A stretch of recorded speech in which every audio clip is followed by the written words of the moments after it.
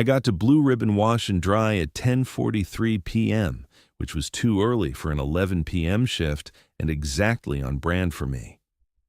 I've always had this habit of showing up early to things I already know I'm going to hate. I don't think it's discipline. I think it's nerves dressed up to look useful. My car was sitting dead in the lot behind my apartment, with the hood still warm from the last time I'd tried to start it. The alternator had given out 2 days earlier, and I didn't have the money to pretend otherwise. So I took the bus as far as it would get me, then walked the last stretch off the U.S. Route 41 frontage road with my hands in my jacket pockets and my work shirt folded over one arm so I wouldn't sweat through it before I even clocked in. Blue Ribbon Wash and Dry sat on the outer edge of Millhaven, Ohio, in one of those tired little commercial strips that looked temporary, even when the buildings were older than I was. To the left was Cedar Pines Motor Lodge, the kind of monthly stay place with weak yellow light leaking through thin curtains and at least one TV always on behind every third window. To the right was a closed air conditioning repair shop with half its sign dead, so all that still lit up was AIR in faded blue letters over a dark storefront. Behind the strip was a gravel lot, a chain-link fence, and a line of cottonwoods moving against the night in a way that made the dark seem less empty, not more. The parking lot in front of the laundromat was mostly bare. An old sedan sat near the far edge with one rear window taped over in plastic. A pickup was parked closer to the motel side, backed into a space like the driver expected to leave fast. That was it. The laundromat sign threw a pale blue-white wash over cracked asphalt and old oil stains that had gone rainbow dark in spots. It made the place look cleaner from a distance than it really was. I stopped outside for a second before going in. Not for any dramatic reason. I was just trying to let my face settle into something neutral. First shift. New place. Cheap overnight job I needed more than I wanted.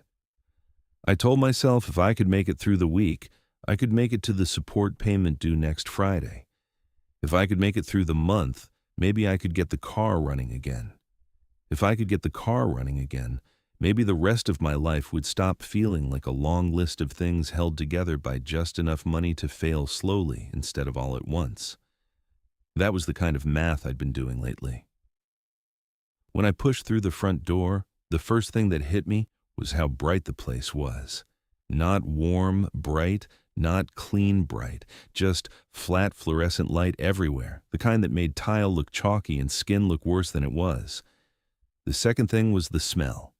Industrial detergent, cheap dryer sheets, old warm metal, and something just under that smelled faintly singed. Not active smoke. Not enough to make me look for a fire. Just that dry, heated smell you get when lint catches somewhere too close to a heating element and doesn't quite burn. The place was laid out the way most laundromats are, which helped. Front counter near the entrance. Bill changer mounted to the wall. Washer banked to one side. Dryer row through the middle. Folding tables under the lights. Plastic chairs nobody wanted to sit in longer than necessary.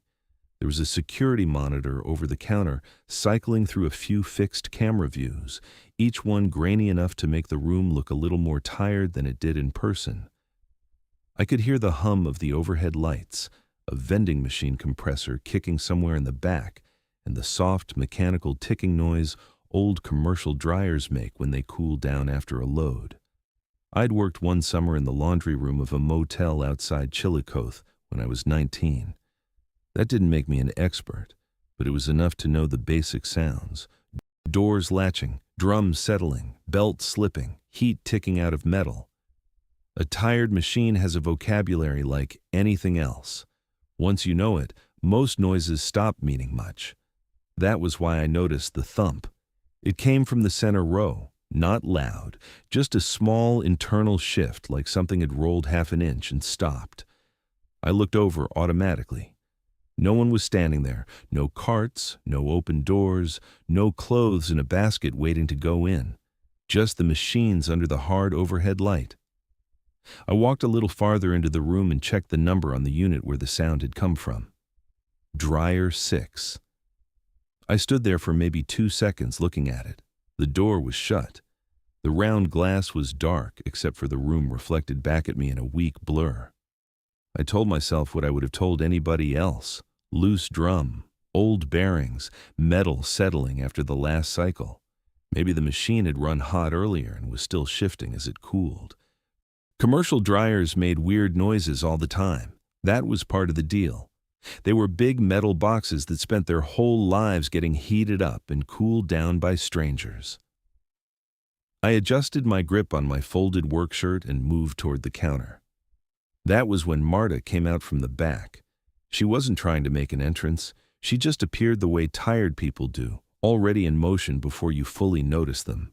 Medium height, late 50s, maybe early 60s. Hair pulled back tight enough to look practical instead of flattering.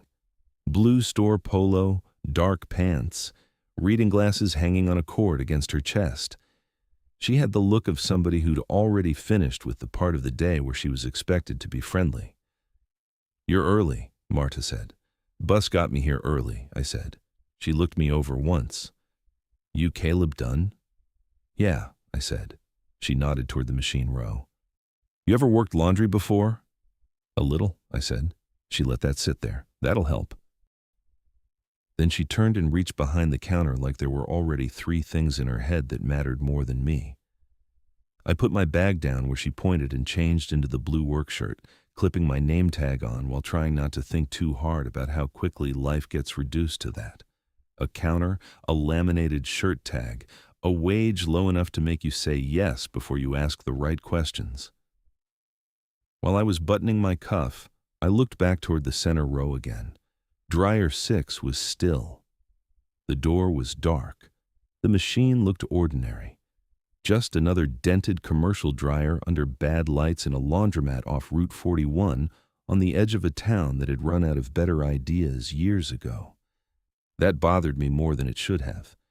Marta moved through the laundromat like she'd been repeating the same route for years and had long since stopped seeing most of it. I followed half a step behind her, still learning where to put my hands, where not to stand, and how to look like I belonged somewhere I'd been inside for less than 10 minutes. She started at the front counter. The register sat to the left, old enough that the keys had gone shiny in the places people hit hardest. Above it were the security monitors, cycling through camera views with a slight lag between them. The front door, the washer bank, the dryer row, the back tables, the hallway leading toward the supply room. The image quality wasn't great, but it was good enough to show whether somebody was stealing detergent or sleeping in their car too close to the entrance. There was a receipt pad next to the register, a tape dispenser weighted with scratches, a cup full of black markers, and a shallow drawer under the counter where she kept printed signs. I saw the top few right away. Out of order, use other machine, exact change only. The kind of stuff every place like this had. There just seemed to be more of them than I expected. Marta tapped the counter. "Coins jam here at least twice a night." I nodded and looked over at the bill changer mounted near the front wall. It was one of those heavy gray machines that converted 5s, 10s, and 20s into quarters with a clatter loud enough to make everyone in the room look up. The paint around the slot was worn down from years of fingers and folded bills. There was a handwritten note taped beside it, warning customers not to force crumpled money through. That told me people did exactly that. From the front, the place looked bigger than it had from outside. The washer bank ran along the left wall in 2 clean rows, mostly stainless fronts, some newer than others, all of them carrying the same low institutional shine you get from metal wipe down, often but never really loved. Across from them sat the dryer row in the center of the floor, back to back in 2 long lines. Beyond that were the folding tables, one running down the center, and another set against the back wall under a row of fluorescent fixtures that hummed just a little louder than the rest. The right wall held the vending machines for detergent, dryer sheets, and little travel-size stain remover bottles nobody ever really bought unless something had gone badly wrong. Farther down was the restroom door with a paper sign that said, "Employees may refuse access." Past that, a narrow hallway led toward the supply room and the utility room. At the very end was the rear exit with a push bar and a deadbolt mounted above it on the inside. Marta pointed with 2 fingers as she went, never slowing much. Supply room for trash bags, paper towels, extra soap stock, and whatever lost items we couldn't leave sitting out. Utility room for the water heater, breaker panels, and the stuff I wasn't supposed to touch unless a whole bank went dead. The back exit stayed locked. If I opened it for any reason, I locked it again. No exceptions. She pointed toward the back wall. "You clean the lint traps at 2. That one landed in my head because it was specific. Not just clean them sometime overnight, not whenever it looked slow. At 2. I filed that away with the same part of my brain that had already started making a map of the room. The actual work sounded exactly like the kind of work I'd expected, which was a relief. Wipe down machine doors, sweep lint and paper scraps people dropped without noticing. Keep carts stacked and chairs straight. Check for machines that were running cold and log the numbers in the notebook under the register. Restock the soap vending machine if anything sold out. Pull lost items and bag them. Keep the folding tables clear if somebody left a pile sitting too long. Reset nothing electrical unless a whole row failed at once. If traffic died after midnight, shut down half the lights in the far section and leave the front brighter. None of that was strange. None of it felt harder than the warehouse work I'd done, or worse than the weeks I spent unloading trucks at a place outside Newark, where every shift smelled like wet cardboard and forklift exhaust. This was cleaner than that. Quieter. Less yelling. Less chance of throwing out my back for a paycheck that still came up short. I looked at the folding tables. "You get much traffic this late?" "Enough," she said. She kept her eyes on the machine row, mostly the kind that doesn't want company. "That bad?" I asked. "That tired," she said. That made sense to me in a way a lot of job descriptions didn't. There were people who used a laundromat at noon because they had a day off.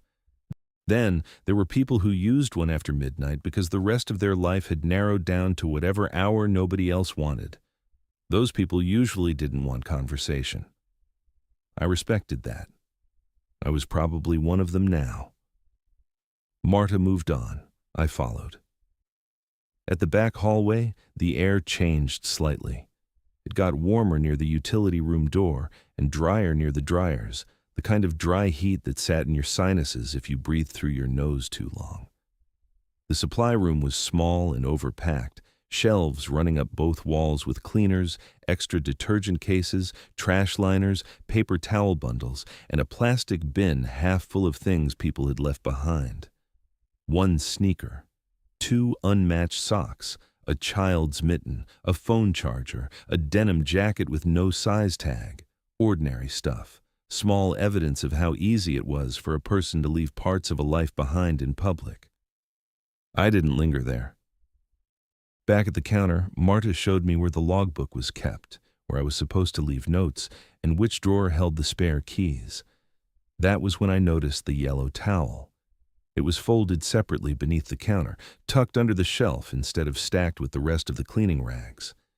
Bright yellow, cleaner than the others, placed too carefully to be random. Beside it sat a neat line of black markers and a stack of receipt slips squared so precisely it looked like somebody measured the edges. I noticed the signs, too. There were a lot of out-of-order signs. More than a place this size should need all at once unless the machines broke constantly or whoever worked nights liked having them close. I didn't ask about any of it. The security monitor above the counter cycled again. Front door, washer bank, dryer row, back tables, hallway. I watched the dryer camera a second longer than I meant to. The light over that row looked uneven on the screen. Not dramatically, just a little dimmer in one patch near the center, as if one fixture wasn't putting out what it should. When I looked up from the monitor to the actual row, the overhead lights looked fine. I chalked that up to bad camera hardware. The screens were old. The image skipped once every few rotations, the kind of thing a place put off fixing until it turned into a bigger problem or got somebody robbed. That was the rhythm of the room, and I could already feel it settling around me. Repetitive work, warm metal, cheap soap, people too tired to talk, a place where time moved by loads, cycles, and whatever song happened to be coming faintly through somebody's earbuds at the wrong end of the room. There was something almost manageable about that. I needed manageable. The support payment was due next Friday. I was already behind in ways I didn't like saying out loud, because once you said a number clearly, it stopped being a rough feeling and became a fact. I still had weekends with Lila, and overnight work was one of the few things that didn't wreck that completely. I could sleep in pieces during the day. I could still pick her up Saturday morning if I planned right. I could still be the version of her father that showed up on time, even if the rest of my life had turned into a patch job held together by auto-pay notices and bad coffee. I couldn't afford to lose another job this month. That was the plain version. By the end of the walkthrough, I didn't think the place was haunted. I thought it was old, overlit, underfunded, and a little too carefully arranged in a few places that didn't need that much care. I thought the machines probably broke more than management wanted to admit. I thought the camera system needed replacing. I thought the room smelled like heat and lint and too much detergent. And for $14.50 an hour, slightly off was still a category I could live with.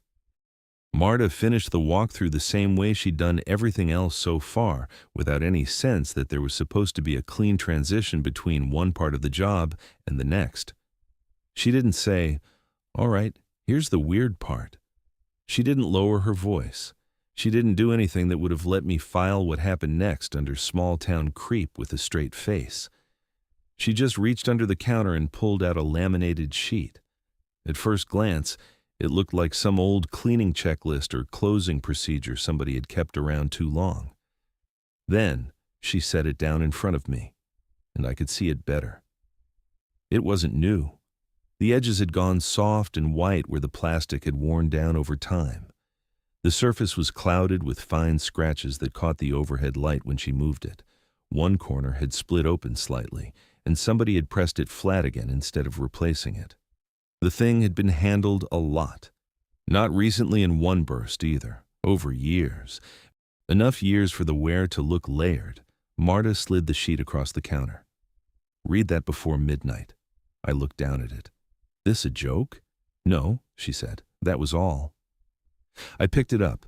It was heavier than I expected, stiff in that old laminated way where the plastic had started to lose its flexibility.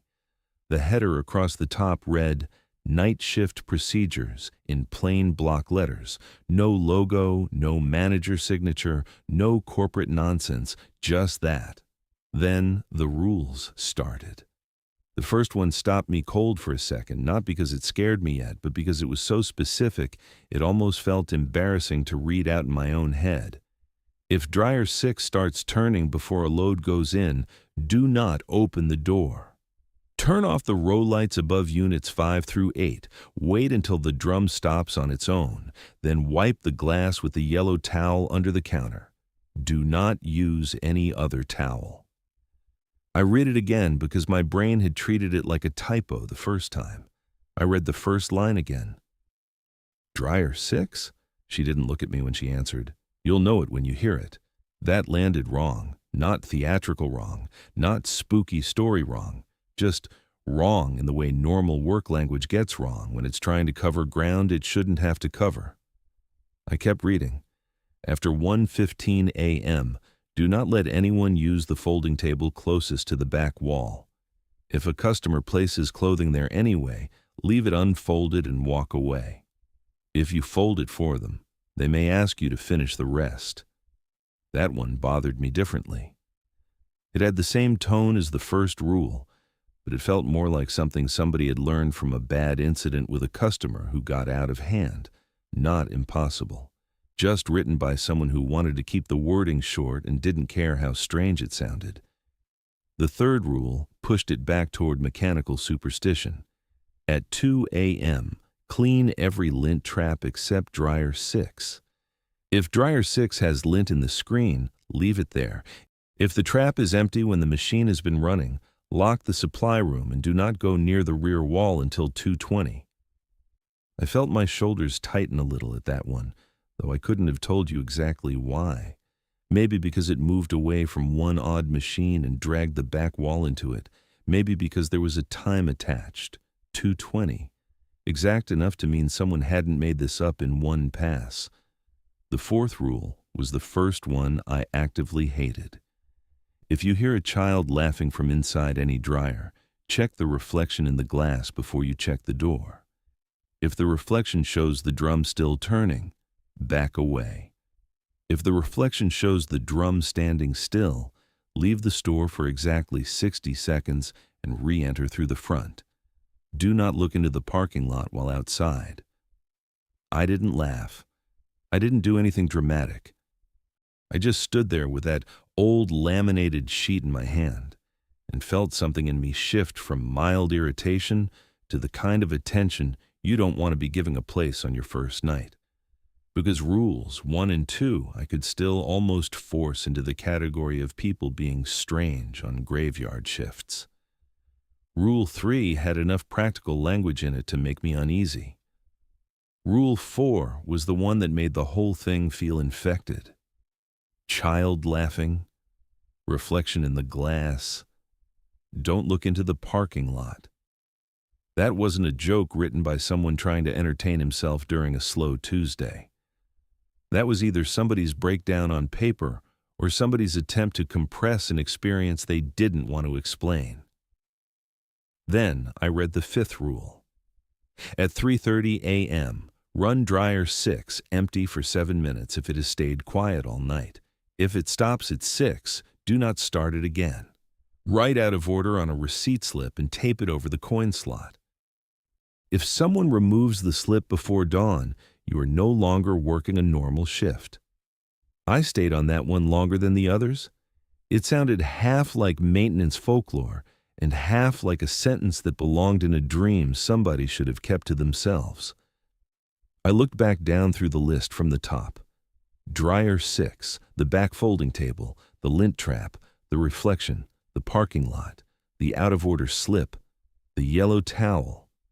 Whoever wrote this had not been trying to sound mysterious. That was the part that bothered me. The wording was clipped, functional, no flourishes, no explanation.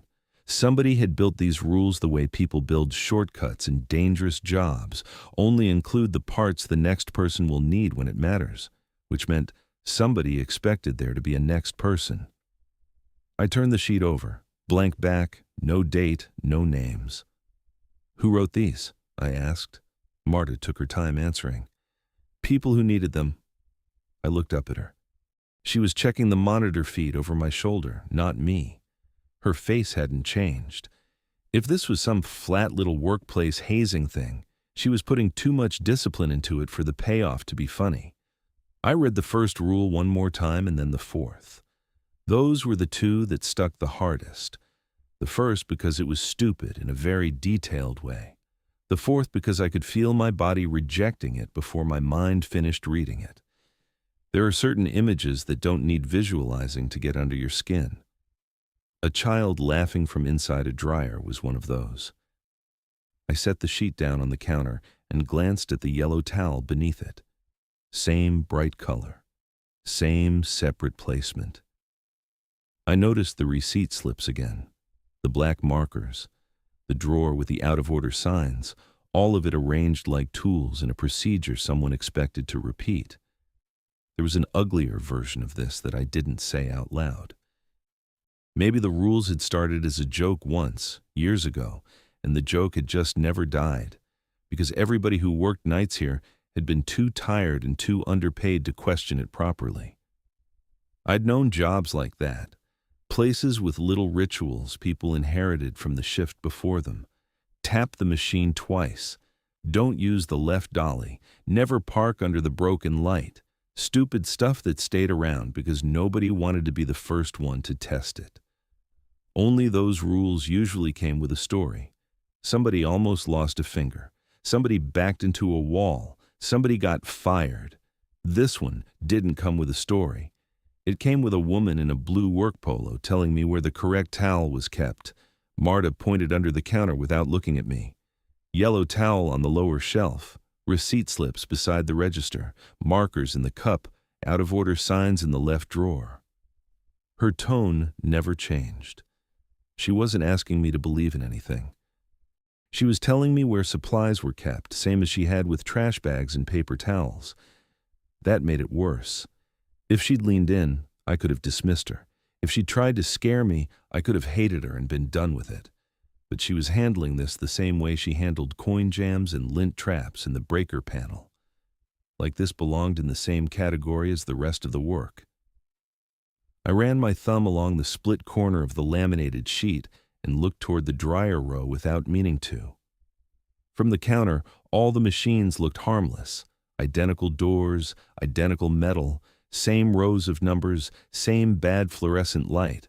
You could hide a lot inside something built to look interchangeable. And if I don't follow them, she looked past me toward the dryer row, then you stop working a normal shift. I wanted a better answer than that. I wanted one sentence that would flatten all of this back into something stupid. Something people did because this town was small and this store was old. And night shift anywhere made people weird around the edges. Instead, I stood there with the sheet in my hand, hearing the low electrical hum of the room and the soft settling noises the machines made when nobody was touching them. I was still unconvinced, but I wasn't amused anymore. I set the laminated sheet down carefully beside the register, and from that point on, every sound that came off the dryer row carried more weight than it had 5 minutes earlier. By the time the clock over the counter got close to midnight, the place had settled into the kind of quiet that almost passes for normal if you want it to badly enough. Marta had gone into the back office to finish whatever end-of-shift paperwork she still had left, and I was out front doing the small, useless tasks that make a first night feel more manageable. I wiped the front counter again, even though I'd already wiped it once. I straightened the stack of local coupon flyers near the register. I checked the bill changer slot for jammed paper scraps. Somebody had left a half-used bottle of lavender detergent on one of the folding tables, so I moved it to Lost and found and wrote the time down in the notebook under the register, like that was a real part of keeping control of the room. Those kinds of motions help me. Repetitive stuff, things with a clear finish, wipe this down, move this there, check that slot. A lot of jobs are survivable if you can break them into enough small actions and stay inside those. The laundromat was almost empty by then. A guy in work boots had taken 2 dryers near the far end and left with his clothes 10 minutes earlier. A woman from the motel had come in, fed 1 washer, sat through the cycle staring at her phone, then hauled everything back out in 2 garbage bags and left without looking at me once.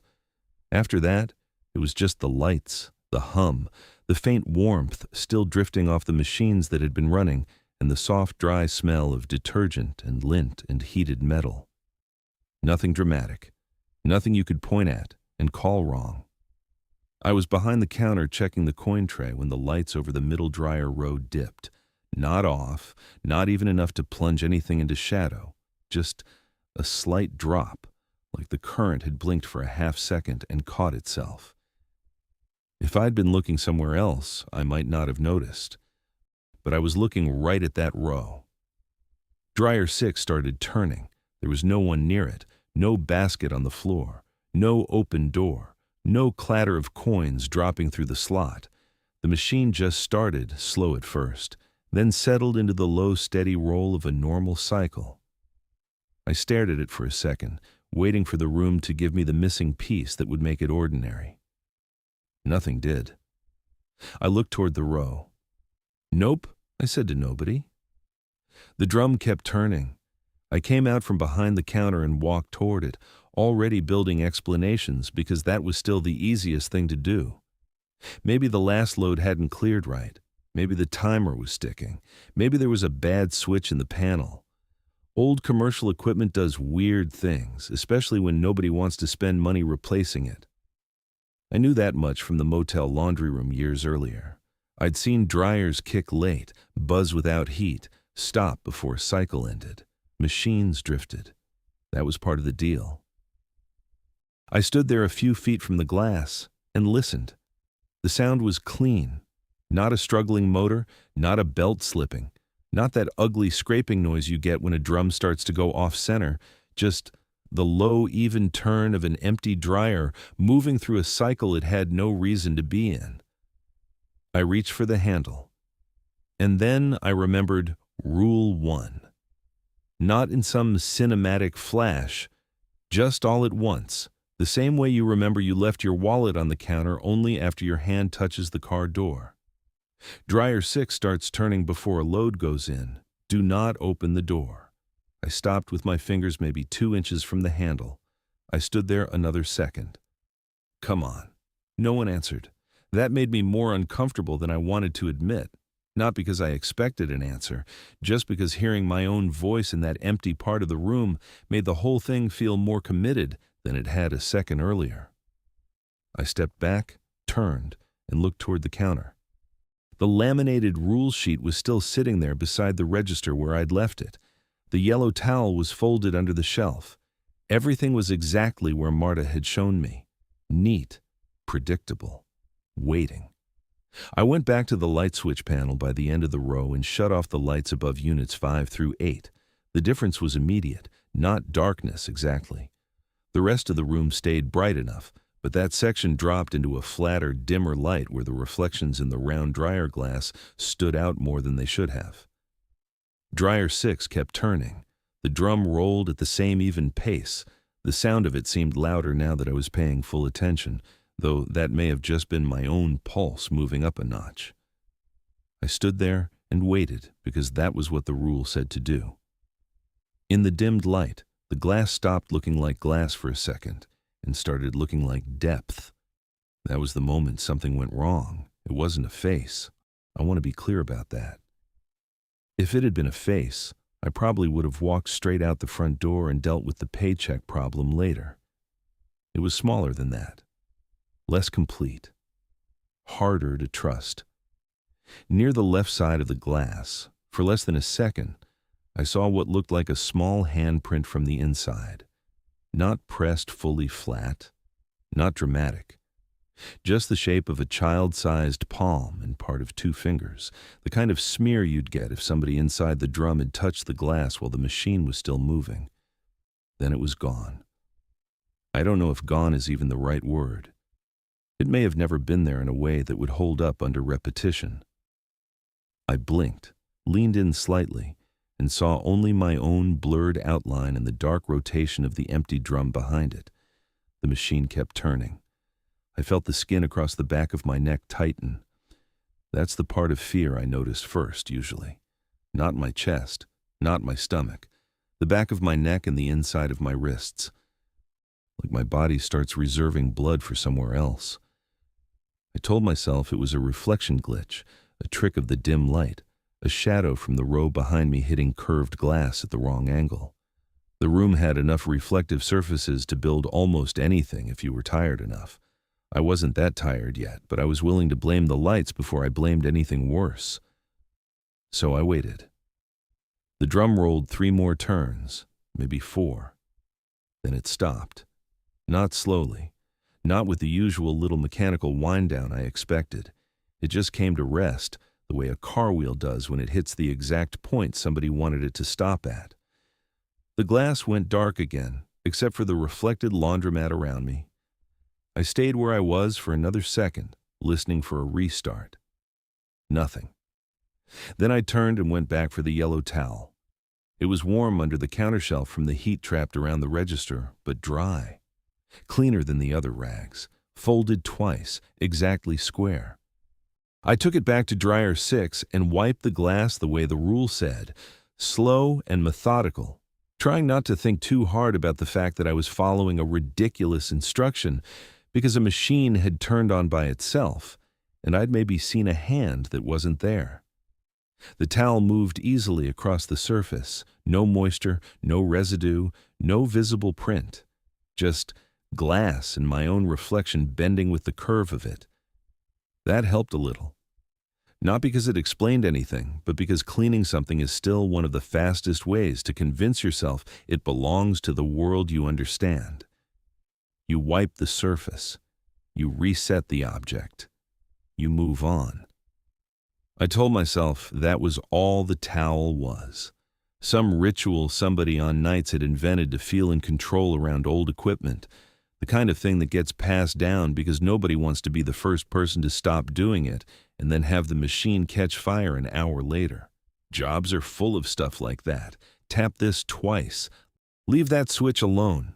Don't use the third cart because the wheel pulls right. People build little private systems around broken things and act like that's the same as fixing them. I could live with that explanation. It was thin, but it was enough to carry back to the counter.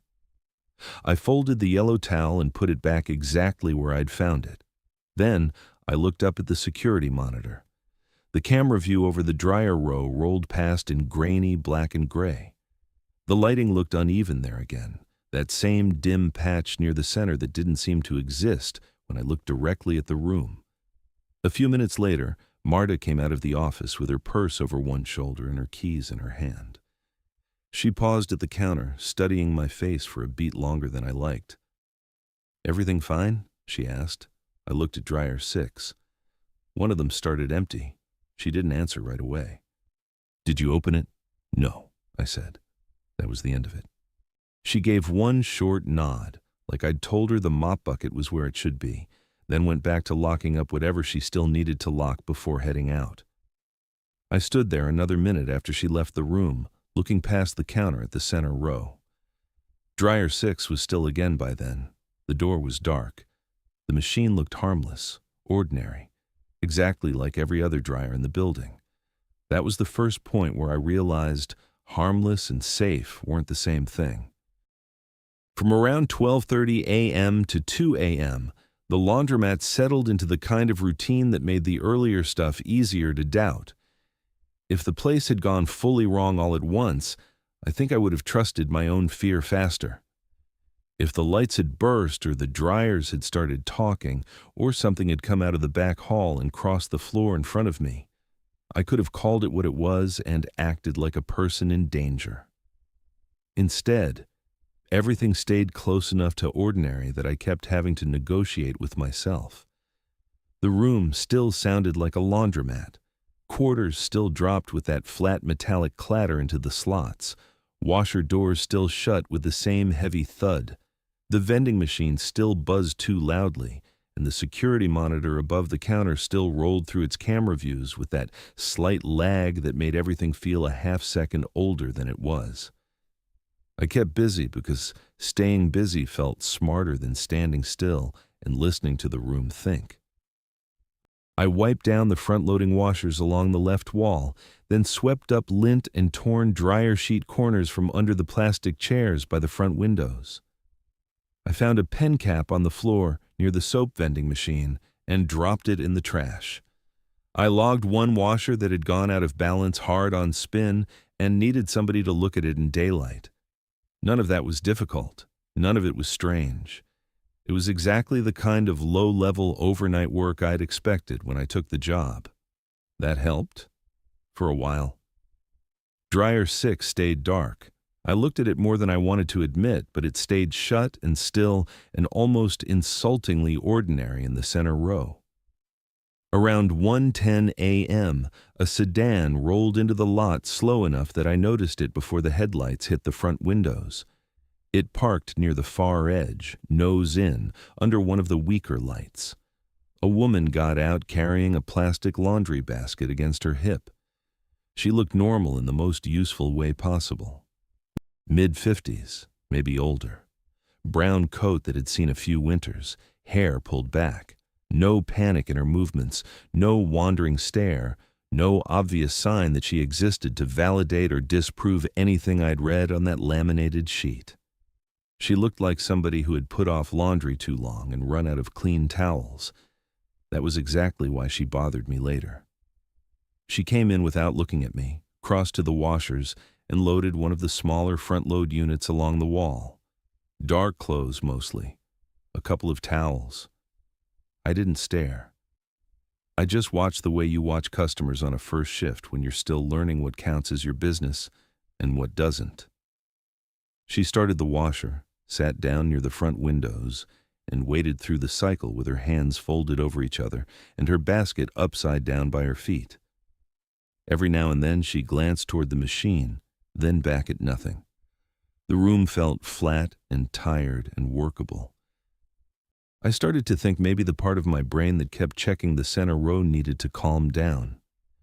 At 1:27 a.m., her washer finished. She moved everything to a dryer near the middle bank, fed in quarters, and started a cycle. Then she went back to her seat and waited again. It all remained ordinary right up until she carried the dry load to the folding tables. I glanced at the wall clock without meaning to. 1:46 a.m. That was enough to bring Rule 2 back into focus. After 1:15 a.m., do not let anyone use the folding table closest to the back wall. She set her basket down at exactly that table. I stayed where I was for a second, pretending to check the register drawer while I decided whether I was really going to tell a paying customer she couldn't fold clothes at an empty table in a nearly empty laundromat because of some ridiculous overnight rule I didn't understand. I came out from behind the counter anyway. "Ma'am, that table's closed after 1:15, I said. She kept folding. "I'll be quick." She didn't sound annoyed. That would have been easier. She just said it and kept working, eyes on the clothes, hands moving with slow, exact little motions. Fold, smooth, stack, fold, smooth, stack. I stood there another second, waiting to see if she'd move to one of the center tables. She didn't. I could have pressed it harder. Maybe I should have. But standing there on my first night, telling a woman in a brown coat she had to move her laundry because a laminated sheet said so, I could already hear how it would sound if I had to explain myself out loud. So I backed off and returned to the counter, telling myself I'd keep an eye on it and step back in if I had to. At first it looked harmless enough. The basket sat on the table. She took things out of it, folded them neatly, and stacked them. A sweatshirt, a pair of jeans, towels, maybe a t-shirt or two. Nothing dramatic, the sort of scene you'd forget 20 minutes later under normal conditions. Then I realized the pile wasn't getting smaller. It took me longer than it should have to trust that. Her hands were still moving at the same pace. She never sped up, never hesitated. But the amount of clothing in front of her didn't match what she'd brought over in that single basket. I tried to retrace it in my head. One medium load, not tiny, not huge. There was no reason for more fabric to be on that table than what had come out of the dryer. Now there was a child-sized striped shirt in the stack. I was almost sure it hadn't been there before. Then something that looked like a little jacket, dark blue, one sleeve turned partly inside out, then more adult clothes under that. She kept folding with the same quiet focus, never checking to see if I was watching. I came around the counter again before I realized I'd decided to. I looked at the pile. "You come in with all that?" She didn't look at me when she said it. "Not all of it." There are answers that feel wrong because they're threatening, and then there are answers that feel wrong because they're too calm to fight with. That was the second kind. She said it like she was correcting a count, not telling me something impossible.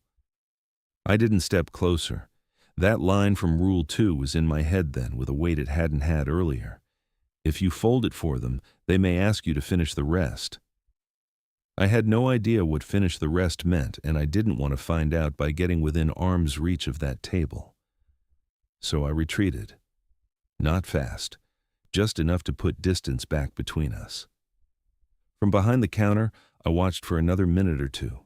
My sense of time got thin around the edges. The room kept doing normal things around the scene. One washer shifted hard into spin. A truck passed out on the frontage road. The overhead light above the soap machine buzzed and settled, but the back table had become its own small sealed space inside the room. Then I looked down to jot a machine number in the logbook. When I looked back up, the woman was gone. Not in some dramatic vanish-between blinks way, just gone. No coat, no basket, no movement at the front windows.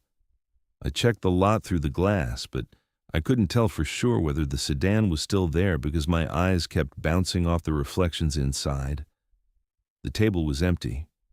I stood there a second too long trying to fit that into a version of events I could live with. Then the clock clicked over to 2 a.m., and lint traps gave me something physical to do. That mattered. I took a small trash bin and worked down the dryer row one machine at a time. Pull the screen. Strip the warm lint free with your fingers. Feel the static catch on your skin. Drop the lint into the bin, slide the screen back in, move to the next machine. The work steadied me for a little while. Warm lint has its own smell, dry and faintly dusty. Different loads leave different traces. Towels make thicker mats. Cheap fleece sheds like it's trying to erase itself. Pet owners leave hair threaded through everything. That kind of detail helped. It belonged to a world with causes and effects. Then I got to 6. The machine was dark. Door shut. No timer lit. Nothing outwardly wrong. I stopped in front of it anyway. At the dryer row, I stopped in front of 6. You've got to be kidding me. I leaned and checked the lint screen without fully pulling it. There was almost nothing there. That was wrong before it was scary. I had watched the machine run earlier. Even an empty dryer should pull old residue, dust, stray fibers, something. But the screen looked nearly clean, just a few fine threads caught in the mesh. I pushed it back in and felt my throat tighten. Rule 3 came back exactly as written. If the trap is empty when the machine has been running, lock the supply room and do not go near the rear wall until 2:20. So I did it. I went to the back hall, shut the supply room door, and locked it. The click sounded sharper than it should have. Then I stepped away from the rear wall and stayed in the front half of the store. I called Marta because at that point, not calling felt dumber than calling. Later, I called Marta. The lint trap was empty. Marta took a second before answering. Did you lock the supply room? Yeah, I said, then stay out of the back until 20 after. That was it. I stood there with my phone in my hand and watched the wall clock. 2:06 a.m., 14 minutes left. At first I heard only building noise, light hum, vent tick, distant road sound under the front door. Then something moved inside the back wall. It wasn't a knock. It was a dragging pull, low and heavy, like wet cloth being hauled through a narrow space behind drywall. A minute later came a faint dry brushing sound, like a plastic hamper scraping rough concrete. Then a pulse of warmth came off that section of wall, faded, and came again. Not hot, just enough to feel deliberate. At 2:12 a.m., a soft, rhythmic thump started somewhere behind the rear folding table. 3 beats, pause, 3 beats. Too steady for plumbing, too soft for anything mechanical I knew. I didn't go check. When 2:20 a.m. finally hit, the sounds faded down into the room so gradually I couldn't say when they stopped. And that was the worst part. Not what I heard in the wall. The worst part was that I followed a ridiculous rule exactly as written because by then that felt safer than trusting my own judgment. At 2:20 a.m., I let myself move again, but I didn't go back to normal. The room had one trick I was starting to understand by then. It never stayed wrong in the same way for very long. It bent, then settled, just enough to make you doubt what you'd heard. So I went back to work. I finished the lint traps on the rest of the dryers. I emptied the little trash bin into the larger one in the supply closet once I was allowed near the back again. I wiped the counter for a 3rd time. I logged 2 machine numbers in the notebook under the register, then went back and rewrote one of them because my handwriting had gone crooked. All of it was pointless in a useful way. If my hands stayed busy, my head didn't get to run as far. The laundromat was empty by then. No customers, no cars pulling in. Just the front windows reflecting the room back at me and the soft electrical hum that had been there from the moment I walked in. The clock over the counter moved with the same blunt little click every minute, and each time it did, I felt the hour narrow. I kept avoiding the center row without making it obvious even to myself. At some point after 2:30 a.m., maybe closer to 2:40, I was standing near the soap vending machine checking the stock slots again when I heard it. The laugh came out of the row to my right. It was short, a child's laugh, quick and bright and completely ordinary. Not high-pitched in a horror movie way, not slowed down, not warped. Just the sound a little kid makes when somebody lifts them too fast off the floor or catches them under the ribs and gets one unexpected burst of laughter before they twist away. That was exactly why it got through me. You can brace against something monstrous a lot faster than you can brace against something familiar. I'd been tense for an hour by then, but tension isn't the same thing as readiness. That sound cut straight through the part of me that had been treating the rules like bad weather. It didn't feel like danger first, it felt like recognition. "No," I said. I turned toward the dryers before the word was even fully out of my mouth. The sound had come from the center row, not the far end, not the back, somewhere close. Close enough that if there had actually been a kid inside this building with me, my body would have moved before my brain could have caught up. That is more or less what happened anyway. I took 2 steps closer before I stopped myself. Rule 4 came back all at once. If you hear a child laughing from inside any dryer, check the reflection in the glass before you check the door. Not the door first, the reflection. I was already close enough to see my own shape dim in the curved glass of one of the dryers. My hand had half lifted without permission. For one stupid, ugly second, every part of me that was built to respond to Lila outran everything else. Not logic, not fear, just reflex. You hear a child and you move toward the sound. That's all. Then I stopped and made myself look at the glass. The dryer in front of me looked still. The timer was dark. The drum, from what I could see through the round door, looked like it wasn't moving. But in the reflection on the glass, the drum was turning. Not fast, not dramatic. Just a slow, steady roll that existed only in the curved image looking back at me. The reflected metal slots passed by in a rhythm the actual drum wasn't making. I could feel my eyes trying to reconcile the two versions and failing. Then something moved across that reflected surface, not a full shape, not enough to name cleanly. Just the quick impression of small movement at knee height, like somebody ducking behind the reflected drum where nothing should have had room to stand. My mouth went dry. "Lila?" I said before I could stop it. The room gave me nothing back. That was worse than an immediate answer would have been. The silence held just long enough for me to hear the rule again in my own head and know exactly what came next. If the reflection shows the drum standing still, leave the store for exactly 60 seconds and re-enter through the front. Do not look into the parking lot while outside. Only now my problem was worse than that, because the visible drum looked still and the reflection looked active. However the rule had been written, I no longer trusted any version of check the door. I backed away from the row instead. I went for the front door with my eyes on the floor and my pulse too high in my throat. The cool metal push bar felt greasy under my hand. Then I was outside. The air hit colder than I expected. Not winter cold, but sharp enough to make the inside of my nose sting after the heat of the room. The lot was dark, in the way parking lots get dark when most of the light is designed to keep businesses visible, not make people feel safe. I could see the stripe of pavement directly in front of my shoes, the chipped white parking line, a small oil-black patch in the asphalt, and the lower edge of the glass door.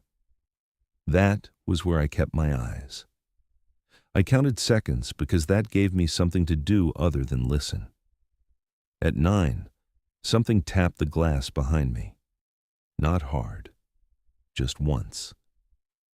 At 14, I heard movement from somewhere off to my left, maybe the passenger side of a car parked near the edge of the lot, maybe nothing at all. A little shift of weight, fabric brushing vinyl, the tiny dry sound a shoe makes when it turns on a floor mat. I kept my eyes down and said nothing. At 23, something hit the glass once behind me. At 28, I heard a zipper move, not loudly, the small plastic-to-metal rasp of a child's coat being tugged closed. At 32, I heard it. Dad. Not loud, not whispered either, just spoken at a level meant for somebody standing a few feet away. Every muscle in my neck pulled tight at once. I knew that voice wasn't right. I knew that before my body did anything with it. It wasn't that it sounded fake. It was that it sounded close enough to real, to be cruel. Lila was 8. I knew the pitch of her voice when she was tired. I knew the little scratch it picked up when she'd been in the back seat too long with the heat on. I knew how she said Dad when she wanted something, and how she said it when she'd had a bad dream. This was near enough to all of that to make the distance matter more than the sound. I stared at the pavement until my eyes watered. At 59, I reached for the door and went back inside. The laundromat looked exactly the same. That was almost enough to make me angry. Same bright lights, same empty chairs, same rows of washers and dryers under the hum of the fixtures. No kid, no movement, no voice. Just the room laid out in the same tired order it had held all night. Then I saw the hair tie. It was on the counter near the register, just beside the receipt pad, thin, elastic, faded purple, one little silver star glued to the side. Lila had a pack of those from a grocery store checkout line 6 weeks earlier. Half of them had already disappeared into the back seat of my car, the floor of my apartment, or whatever separate dimension kids' hair ties go to when they're not actively in use. This one wasn't identical in the safe way that would have let me dismiss it.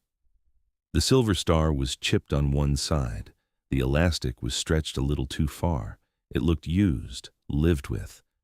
I picked it up and felt a cold little shock move through my hand. Back inside, I stared at the hair tie in my hand. No way. I turned it over once between my fingers. It smelled faintly like detergent and warm rubber. That didn't prove anything. It also didn't help.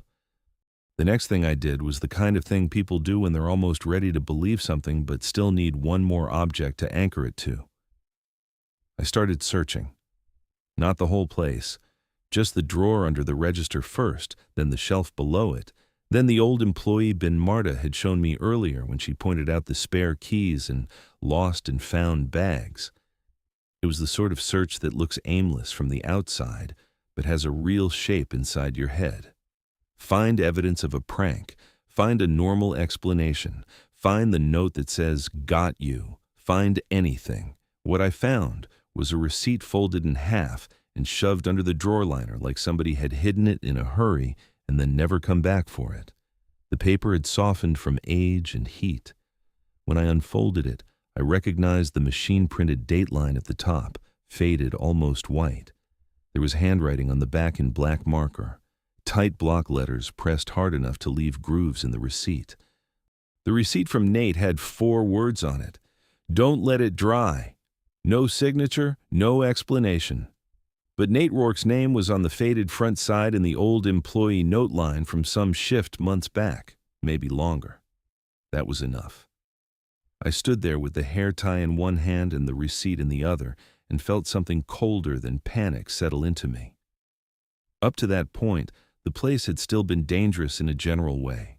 A bad room, bad machines, bad rules, something wrong in the structure, something wrong in the order of things. Now it was specific. Now it knew exactly where to press. I stood behind the counter for a while with the hair tie and that receipt in my hands, not moving because movement would have made the whole thing more real. The note from Nate was still there in black block letters, pressed hard enough to leave grooves in the paper. Don't let it dry. It wasn't a warning I understood yet, but it had weight. More than the rules did, maybe, because rules can feel inherited. A note hidden under a drawer liner feels personal. It feels like somebody ran out of room and time at the same moment. I set the receipt down on the counter and kept the hair tie in my hand. It was small enough to disappear into my palm if I closed my fingers around it. Lila left things like that everywhere. Not in some cute movie way, in a real kid way. She'd climb into the back seat with a hoodie half-zipped, shoes already coming loose, some little bright thing in her hair, and by the time I dropped her back off at her mom's place, there would be evidence of her all over the car. A sock kicked under the passenger seat, a fruit snack wrapper in the cup holder, a purple elastic band on the floorboard. Once I found one of those tiny plastic rings from a pretend jewelry set wedged down by the seat track and left it there for 3 weeks, because picking it up felt too much like admitting the car was empty again. That was the kind of memory this place was using. Not the big ones. Not birthdays or Christmas mornings or the last good day before everything went sideways. The small, practical leftovers. The proof a person had been somewhere. That was what made it cruel. I put the hair tie in my front pocket without deciding to, and came out from behind the counter.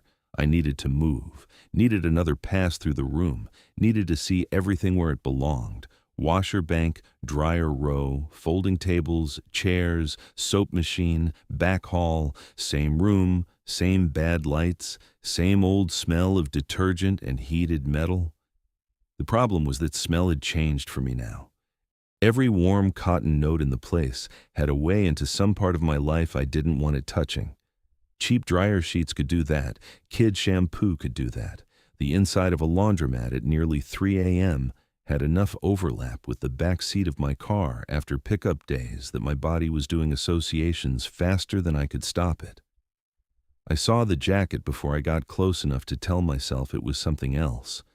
It was lying on the folding table nearest the center of the room, not the back one this time. Small, zip front, light purple, one sleeve folded under wrong. It wasn't exactly Lila's. Hers had a little reflective strip near the pocket and this one didn't. Hers was a shade darker. This one had cheap plastic zipper teeth where hers had metal. None of that mattered on the first hit. I went to it anyway. I held the little jacket in both hands and knew it wasn't hers. That should have been enough. It should have ended there. Wrong size, wrong zipper, wrong stitching on the cuff. But recognition doesn't work on logic first. It works on shape and color and smell and the terrible speed of wanting. I lifted it a little and the fabric gave off a faint wave of heat, like it had come out of a dryer not long before. Warm cotton. Dryer sheet sweetness. Under that, a trace of cheap fruit shampoo. It smelled close enough anyway. That was the point where I got angry. Not scared. Not at first. Angry in that tired, immediate way that feels almost clean compared to panic. Because this was no longer some bad room with bad rules and a machine that ran when it shouldn't. This was something picking through me. Finding what still hurt. Finding what still worked. My phone buzzed on the table behind me, hard enough to make me flinch. Marta's name came up on the screen. Marta called a minute later. I answered fast enough that it probably made me look weaker than I wanted to be, even though she couldn't see me. "Don't answer it if it uses her voice," she said. My grip tightened on the jacket without meaning to. "You knew it would do that?" I asked. She didn't answer right away. I knew it might. I looked down at the sleeve hanging over my wrist, at the shape of it, the size of it, the heat still trapped in the fabric. "You should have told me." That came out flatter than I expected, not shouted. I wasn't there yet. I was too tired and too focused for yelling. It sounded worse that way, I think. More honest. On the other end, I could hear some small background noise from her side. Car heater, maybe. Turn signal. The soft, boxed-in hush of somebody sitting alone with a phone pressed to their ear. She didn't apologize. She didn't do the thing people do when they still think apologies and explanations belong in the same category. "You still there?" she asked. "Yeah," I said. "Then I told you enough." The line went dead. I stood there with the phone still in my hand and stared at it a second after the screen went dark. Then I set it down on the table beside the jacket and let my hand stay there longer than it needed to. That was the first moment I understood something ugly about Marta. Not that she was hiding things. I'd already known that. It was that she was hiding them for reasons that probably made sense to her. Long-term reasons, survival reasons, the kind that wear a person down until the line between protecting somebody and withholding from them starts looking thin enough to step over. I couldn't even say she was wrong. That was what made it worse. Because if she'd told me at 10:50 p.m. that the laundromat might use my daughter's voice against me before sunrise, I probably would have walked. I should have walked. Any sane person should have. But that only worked if walking was still a real option, and by then I wasn't sure it was. I picked the jacket up again and looked at it harder, making myself inventory the differences. Wrong zipper, wrong tag, wrong stitching on the collar, not hers. Close enough to hit me, not hers. That mattered because the room was trying to collapse distance between memory and object, between reflex and action, between the thing I wanted to protect and the thing it wanted me to open a door for. That was the trap. Not the machine by itself, and not the voice either. It was the part of me that would still move first and think later if I thought Lila was on the other side of something closed. I folded the jacket once and set it back down. Not gently, not roughly either, just enough to make it stop looking like a child had left it there. Then I stepped away from the table and forced myself back toward the counter. The room still looked the same. Same bad lights, same detergent smell under the heat, same rows of machines pretending to be interchangeable. But the center of danger had shifted for me. By then I understood that the worst thing in the laundromat was not dryer 6. It was the part of me still willing to believe that if I reached toward the wrong thing fast enough, I could get my daughter back before anything had the chance to take her. After that phone call, I stopped trying to decide whether the place was haunted. Haunted still implied something accidental to me, a stain, a leftover, a building, something bad had happened in that never properly cleared out. What I was standing in felt more organized than that, meaner too in a practical way. Not a room with a problem, a room built around one. I went back behind the counter and pulled the receipt from Nate out again. Don't let it dry. Same hard block letters, same grooves pressed into the paper. I laid it next to the laminated rule sheet and read both together for the first time instead of treating them like separate warnings from separate minds. That changed the shape of things. Rule 1 wasn't just about a machine starting on its own. It was about not opening the door when something had already begun. Rule 2 wasn't just about a folding table. It was about not helping complete a process that had already spilled out of a cycle. Rule 3 wasn't just about lint. It was about residue, what stayed behind and what didn't. Rule 4 wasn't just about hearing a child laugh. It was about forcing you to distrust the first version of reality your body would obey. And Rule 5? The one that had sounded the most like maintenance folklore and a bad dare stitched together, suddenly looked less stupid than the rest. Run dryer 6 empty for 7 minutes if it has stayed quiet all night, not because that helped the machine, because it kept it busy. That thought got under my skin fast enough that I picked up my phone again before I'd fully decided to call Marta back. She answered on the 3rd ring. I didn't bother with anything polite. What is 6 actually for? I asked. There was a stretch of silence on the line. Not dead air. Car air, low engine rumble maybe.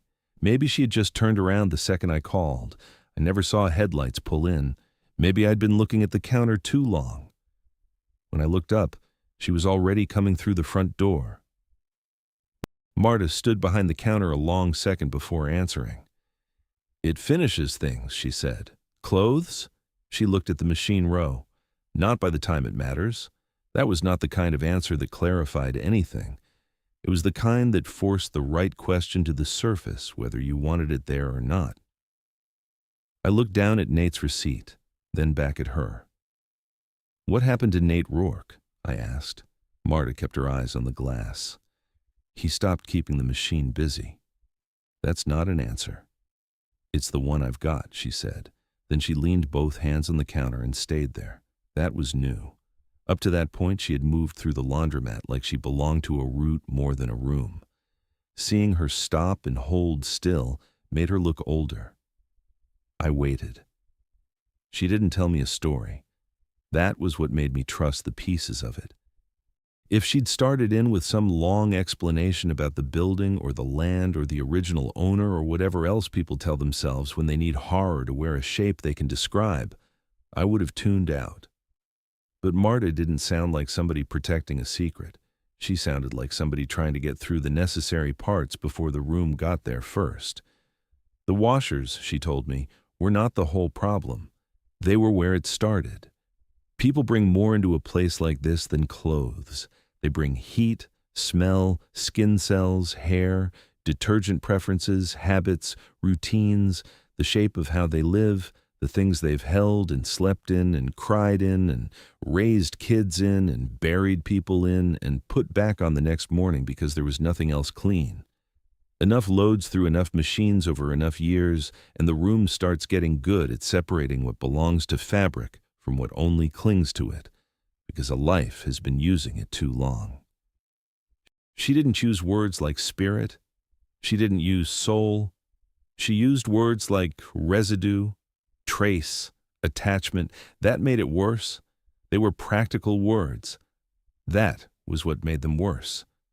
The washers loosen things, she said, not dirt in the simple sense. The other stuff, scent, pattern, human carryover, the things clothes keep because people keep wearing them through the same grief, the same routines, the same rooms until the fabric starts feeling like part of the person who owns it. Most nights the process stays close enough to cloth that nobody notices anything, except maybe a load that smells wrong coming out, or a shirt that feels oddly cold after a dry cycle. Some nights it doesn't stop at cloth. That was where the rest of the room came in. The folding tables, the back wall, the lint traps, the reflections in the glass. Those weren't separate hauntings. They were pressure points. Places where a cycle that had gone too far could spread sideways if nobody kept it contained. Dryer 6 was the center of that. It did not dry clothing in the way the other dryers did. That was the thing I'd been too stubborn to name, because once I named it, every moment before, it got worse. It completed separation. It took whatever the room had already thinned, loosened, softened, or peeled partly away and finished the job. That was why the reflection mattered before the visible drum did. That was why the laugh came before the sightline. That was why the lint screen being empty had felt wrong before I knew why. Empty meant the machine had run and nothing simple enough had been left behind. That was what Nate's note meant. Don't let it dry. Don't let it finish. I looked over at the center row then. Every machine in it had the same metal face, same round glass, same chipped labels. From where I stood, 6 looked no different than the rest. That was almost insulting. My voice came out flatter than I intended. So the rules aren't superstition. Marta shook her head once. They're pressure valves. She said it like that was enough, and in a way, it was. Rules to keep the machine occupied, rules to redirect a cycle before it found something better to work on, rules to stop a spillover at the back table, rules to interrupt the first emotional response before it turned physical, rules to fake activity when the machine got too quiet, a machine that quiet was looking. That was when Rule 5 finally made sense. Running dryer, 6 empty for 7 minutes was not maintenance, it was bait. A controlled false cycle. Give it motion. Give it a job. Keep it from going out into the rest of the room to find one on its own. And if it stopped at 6 instead of 7, then something else in the building had become more interesting than an empty drum. Something more real. I asked about Gideon Shaw then because his name had been in the maintenance log twice already, next to 2 service notes that ended without explanation. Marta gave me less on him than on Nate. Just enough. Gideon had spent too long treating the laundromat like a machine problem. He changed belts, swapped thermostats, checked vents, replaced sensors. He kept trying to fix the symptoms in metal. By the time he understood the room was using the equipment more than breaking it, he had already started leaving pieces of himself in it. Marta said he still came by some mornings and looked at the machines like they owed him something, but she wouldn't say more than that. Nate was different. Nate had worked the same shift I was working now. He lasted longer than most, according to Marta, because he learned the procedures quickly and because he'd understood one ugly thing earlier than I had. If you panic, you speed the cycle up. But eventually he had stopped keeping the machine busy, or stopped believing he needed to, or tried to call the room's bluff and lost. Marta didn't know which. Maybe she did and wouldn't say. Either way, enough of him remained in traces for him to still function as a warning, a note under a drawer liner, a machine behavior no one would explain cleanly, a gap where a person should have still been. That was the point where I stopped thinking of Marta as somebody outside the system, too. She wasn't free of it. She was just better positioned relative to it. Far enough from the center that she could go home some mornings. Close enough that she still had to come back and hand the rules to the next person. A person can look almost untouched and still be living beside something that has already started taking measurements. The room had gone very quiet while she was talking. Not peaceful. Just attentive. I looked down at the jacket still lying on the folding table, then at the hair tie in my pocket, then at the rows of machines under the lights, all of it arranged with the same cheap fluorescent indifference.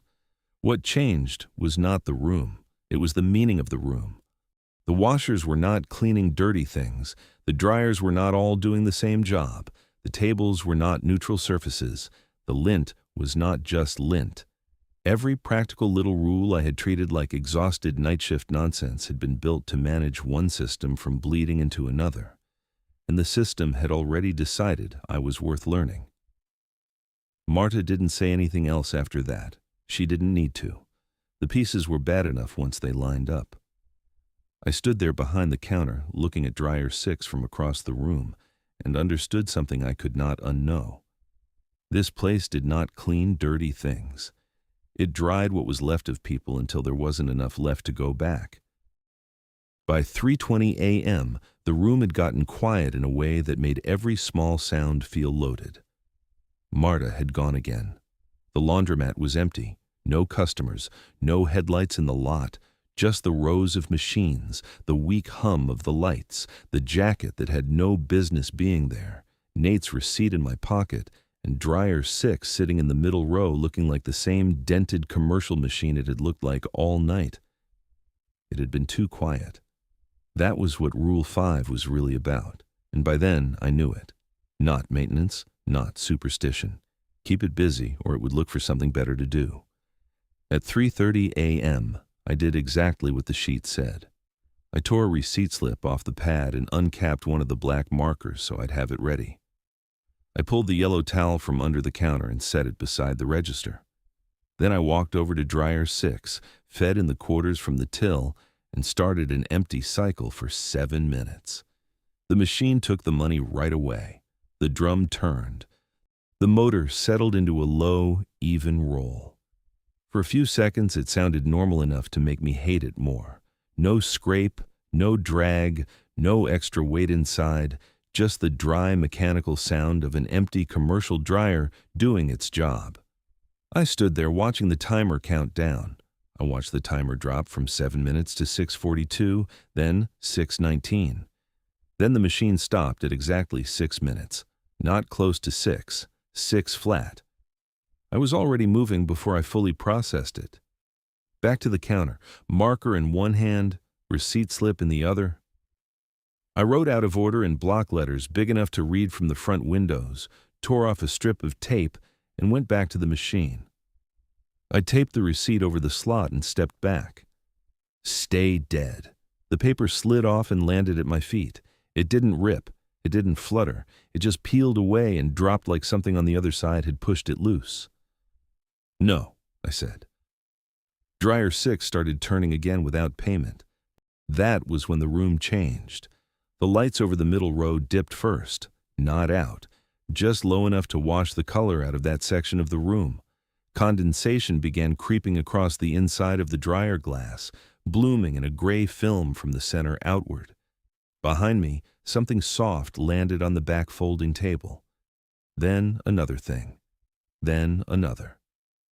I didn't have to turn around to know a pile was building again.